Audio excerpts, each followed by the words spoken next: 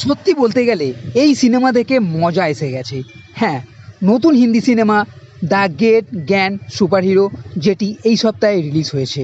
জ্যাকি শ্রফ আছে এই সিনেমাতে সুপার হিরোর ভূমিকায়। হিন্দিতেও যে এমন একটা সাফ সুতরা ভালো এন্টারটেন সিনেমা হতে পারে, সেটা এই সিনেমা না দেখলে বুঝতে পারা যেত না। মার কাট অ্যাকশান থ্রিলার বাদ দিয়ে একটা মজার পরিবার নিয়ে দেখার এই হলো সিনেমা।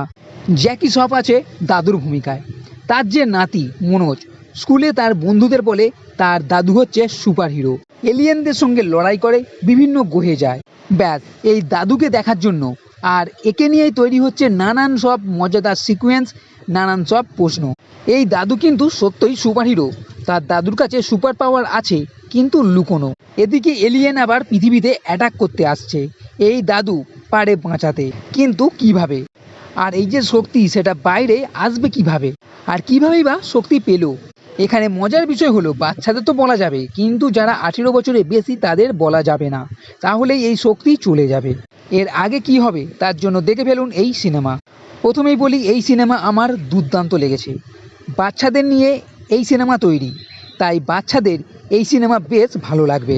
সিনেমা ভালো লাগার আরও একটা কারণ হলো এই সিনেমা লাইটলিভাবে পুরো গল্পটাকে দেখিয়েছে। সিনেমার প্রথম থেকেই যখন মনোজ তার বন্ধুদের কাছে এই দাদুর কথা বলবে, সেখান থেকেই বাচ্চাদের মধ্যে যে উৎসাহ, তখন থেকেই কমেডি ভাব শুরু। বড় ডায়লগ না থাকলেও যে সিন তৈরি হচ্ছে তাতে ভরপুর মজা আসবে। বাচ্চারা যখন বাড়িতে আসবে, যখন গল্প বলবে, এছাড়া এলিয়েন যখন এখানে আসবে সেই সব সময়। এছাড়া বাচ্চাদের নিয়ে এই সিনেমা দেখার আরও একটা কারণ হলো মেসেজ। পরিবেশকে সুরক্ষিত করা, নোংরা না ফেলা, পরিষ্কার পরিচ্ছন্ন রাখা, গাছ লাগানো, পরিবেশকে বাঁচানো, এইসব যে মেসেজগুলো দেওয়া হয়েছে তা ভীষণ ভালো। এইবার আসি সুপার হিরোর কথায়। হ্যাঁ, দাদু সত্যই সুপার হিরো, আকাশে উঠতেও পারে, আর এখানে এলিয়েনও আসবে, তার সঙ্গে ফাইট সিনও হবে, আর শেষের ক্লাইম্যাক্সের এই ফাইট সিনটাও বেশ ভালো। এই কথাটা তো বলতে কোনো বাধা নেই, বলিউডের যেসব সুপার হিরো সিনেমা রিলিজ হয়েছে তার মধ্যে এই সিনেমা সব থেকে ভালো।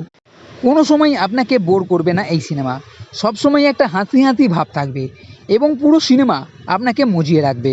আবার বলছি, এই সিনেমা আমার ভীষণ ভালো লেগেছে, তাই এই সিনেমা দেখতে কখনোই ভুলবেন না।